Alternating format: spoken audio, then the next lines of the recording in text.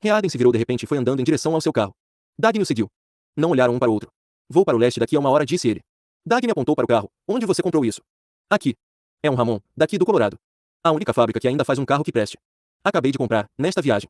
Uma beleza. É, não é mesmo? Vai voltar a Nova York nele? Não. Vou mandar entregarem lá. Vim até aqui no meu avião. É mesmo. Pois eu vim de carro de Cheyenne, eu tinha que ver a ferrovia, mas quero voltar o mais depressa possível. Será que posso voltar com você? No seu avião. Rearden não respondeu imediatamente. Dagny. Percebeu o instante vazio de uma pausa. Desculpe, disse ele. Dagny não sabia se o toque de rispidez em sua voz era pura imaginação sua. Não vou para Nova York. Vou para Minnesota. Bem, então vou ver se consigo arranjar um avião de carreira para hoje. Dagny viu o carro de Rearden desaparecer nas curvas da estrada. Pegou seu carro e chegou ao aeroporto uma hora depois. Era um pequeno campo de pouso no fundo de um vale cercado de montanhas desertas. Havia manchas de neve no solo duro e esburacado. Em uma extremidade havia um poste com holofote, do qual saíam fios, os outros tinham sido derrubados por uma tempestade. Um funcionário se aproximou. Não, senhorita Taggart, infelizmente só tem voo depois de amanhã. Só tem um voo de 2 em 2 dias, e o de hoje ficou retido no Arizona. Problema de motor, como sempre. E acrescentou, pena que a senhorita não chegou um pouco mais cedo. O Sr. Rearden acabou de seguir para Nova York, no avião particular dele. Não, ele não foi para Nova York, não. Foi. Foi, sim. Ele mesmo disse. Você tem certeza? Ele disse que tinha um compromisso lá hoje à noite. Dagny olhou para o céu, em direção ao leste, sem se mexer, sem pensar em nada. Não havia nenhuma pista, nenhum motivo, nada que pudesse servir de ponto de partida, nada que lhe permitisse combater esse sentimento, pesá-lo, ou compreendê-lo. Que diabo, essas ruas? Exclamou James Taggart. Vamos chegar atrasados. Dagny olhou adiante, por cima do ombro do motorista. Através do semicírculo desenhado pelo limpador de para-brisa no vidro manchado pela neve úmida, viu uma fileira imóvel de carros pretos e gastos. Lá longe, à frente, uma luz vermelha assinalava uma obra. Toda a rua tem algum problema, disse Taggart, irritado. Por que não? Consertam. Dagny se recostou e apertou a gola do casaco. Sentia-se exausta ao fim de um dia que começara em seu escritório às 7 da manhã, um dia de trabalho que tivera de ser interrompido porque ela havia prometido a Jim falar no jantar do Conselho Empresarial de Nova York. Querem que a gente fale sobre o metal Rearden, dissera ele. Isso você é capaz de fazer bem melhor do que eu. É muito importante que a gente defenda bem nossa posição.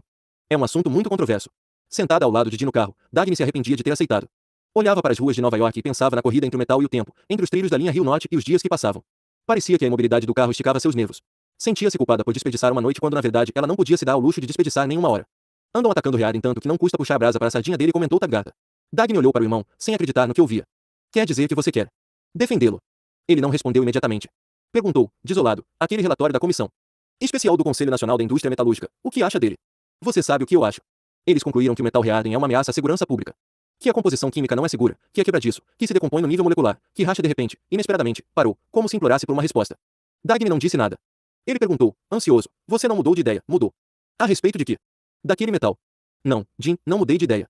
Olhe que eles são peritos, os homens daquela comissão, os maiores entendidos, engenheiros-chefes das maiores companhias, com diplomas de universidades de todo o país. Dizia isso num tom de tristeza, como se estivesse implorando que ela o fizesse duvidar do veredicto desses homens. Dagny olhou, espantada. Aquilo não era de seu feitio.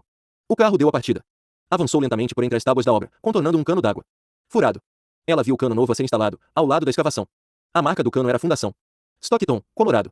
Dagny desviou a vista, não queria pensar no Colorado. Não consigo entender, disse Taggart, arrasado. Os maiores peritos do Conselho Nacional da Indústria Metalúrgica. Quem é o presidente do conselho? Jim. É Oren Boyle, não é? Ele não se virou para ela, mas abriu a boca de repente, se aquele gordo imbecil acha que, foi dizendo, mas não terminou a frase. Dagny olhou para um poste de iluminação na esquina. Era um globo de vidro cheio de luz. Protegido das tempestades, iluminava as janelas fechadas com tábuas e as calçadas rachadas, era seu único guardião. No fim da rua, do outro lado do rio, viu a silhueta de uma central elétrica contra o fundo de uma fábrica iluminada. Passou um caminhão, bloqueando a vista. Era um veículo de abastecimento da central elétrica, um caminhão-tanque, recém-pintado de um verde vivo, que resistia à neve, com os dizeres em letras brancas, Petróleo Yacht, Colorado. Dagny, você soube daquela discussão do Sindicato dos Trabalhadores em Aço para Estruturas? Não. O que foi? Deu em todos os jornais. Estavam discutindo se deviam ou não permitir que os membros do sindicato trabalhassem com metal Rearden. Não chegaram a uma conclusão, mas bastou para que o empreiteiro que estava pensando usá-lo cancelasse sua encomenda na mesma hora. E se todo mundo ficar contra? Problema deles. Um ponto de luz subia em linha reta até o alto de uma torre invisível. Era o elevador de um grande hotel. O carro passou pelos fundos do prédio. Havia homens tirando de um caminhão engradado, contendo algum equipamento pesado. Dagny viu o nome escrito no engradado, Motores Nielsen, Colorado. Não gostei daquela resolução tomada na Convenção de Professores Primários do Novo México, comentou Taggart. Que resolução? Decidiram que, em sua opinião, não se devia permitir que as crianças andassem na linha Rio Norte da Taggart Transcontinental, quando ficar pronta, porque não oferece condições de segurança. Dizem o nome com todas as letras, Taggart Transcontinental. Deu em todos os jornais. É uma publicidade péssima para nós. Dagny, você acha que a gente deve mandar publicar uma resposta? Ponha para funcionar a linha Rio Norte.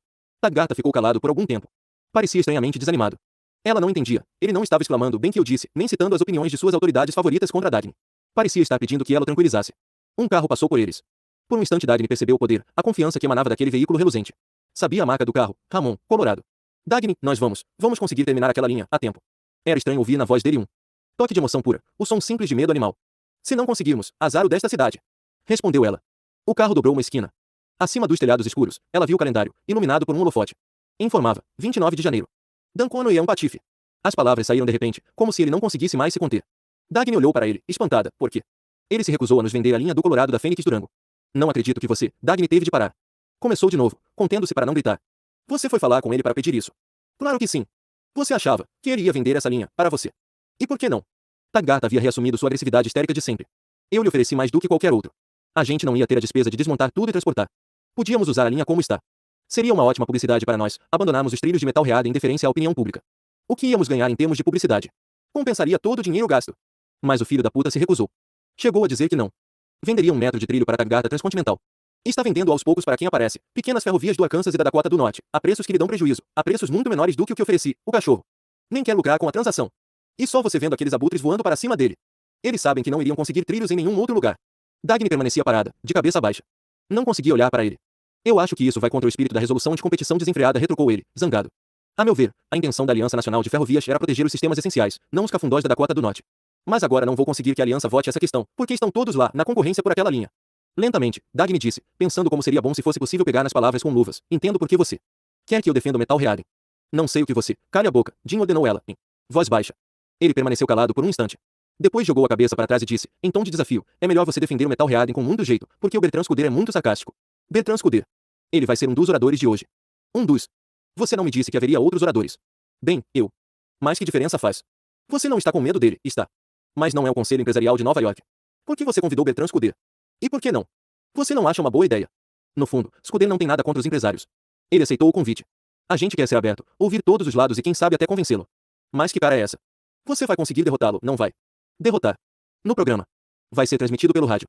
Você vai debater com ele a seguinte questão: será o metal reado em um produto mortal da cobiça? Dagny se debruçou para a frente, abriu a janela de vidro que separava o banco da frente do traseiro e exclamou: pare o carro. Ela não ouviu o que Taggart estava dizendo. Percebeu vagamente que ele levantara a voz, chegando a gritar: estão esperando 500 pessoas no jantar, em cadeia nacional. Você não pode fazer isso comigo. Taggart agarrou o braço da irmã, perguntando: por quê? Seu imbecil. Você acha que vou discutir uma questão dessas? O carro parou. Dagny saltou e saiu correndo. A primeira coisa que ela percebeu, depois de algum tempo, foi que estava de sandálias.